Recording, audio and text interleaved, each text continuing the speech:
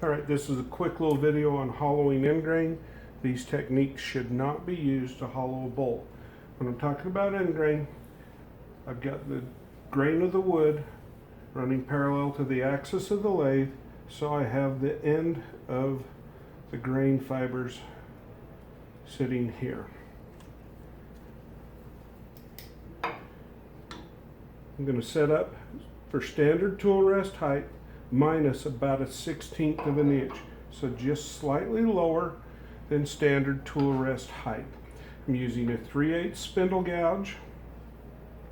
First thing I'm going to do is face off this area, this end, come up to neutral, flute closed, handle level, bevel pointed in the direction I want to cut, drop the handle,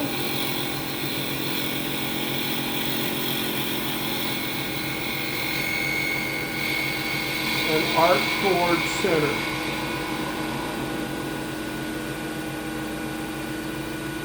Once I've got this faced off, the gouge turns around. The flute's pointed towards me,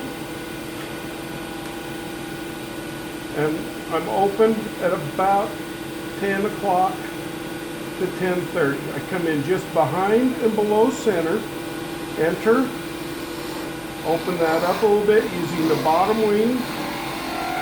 Now the tool comes up off the tool rest. I line the blade up with the axis of the lathe, and I can run all the way down using the blade as a drill.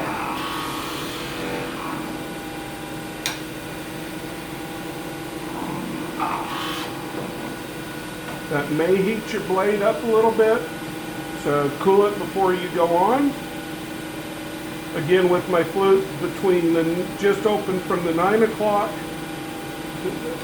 to about 10:30. I use the bottom wing to straight and hollow this out to the diameter that I need.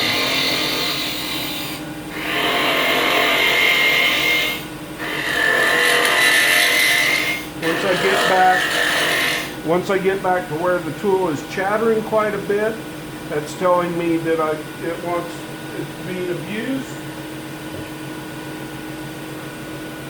Then I'm going to switch to my box scraper.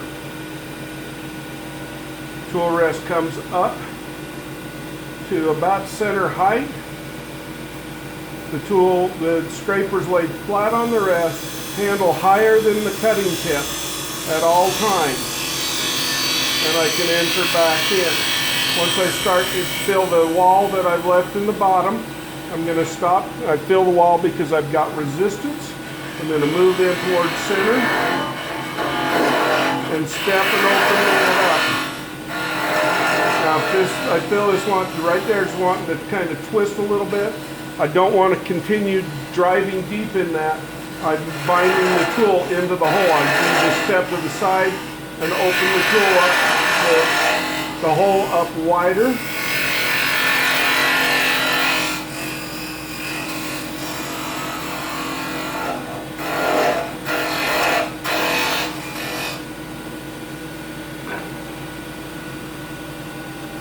And just to show you what's going on down there in the bottom, you can't see, but I've got the handle higher than the cutting edge, and I'm plunging down that wall with the tip. Once I get into the bottom, I kick the handle over, and I drift sideways using the radius of the box scraper in order to cut that surface clean. And that should leave me with a good clean surface on that end grain.